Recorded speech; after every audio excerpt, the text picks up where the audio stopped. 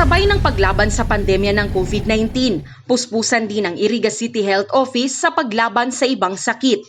Sabi ng CHO, palagi nilang ipinaaalala sa mga magulang sa pamamagitan ng mga barangay health workers na hindi dapat isinasantabi ang ibinibigay ng Department of Health ng mga bakuna tulad ng polio vaccine at measles rubella o MR vaccine. Ang tigdas po, nakukuha po natin yan.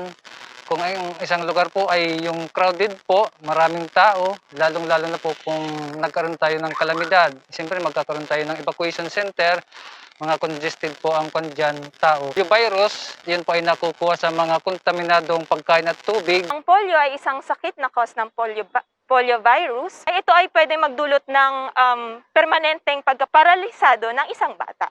Measles at rubella ay parehas sila dudulot sa isang bata na pagkakaroon ng pamumula or pagkakate-kate or yung tinatawag natin na rashes.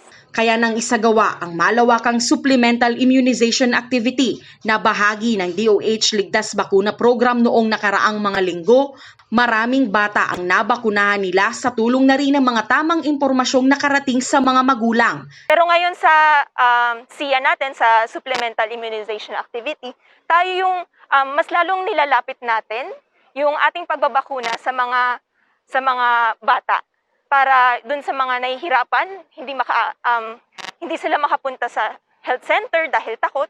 Tayo mismo yung lumalapit sa kanila. Mga batang edad 9 na buwan hanggang 5 taong gulang ang tinurukan ng MR vaccine, habang 0 to 5 years old ang pinataka ng polio vaccine.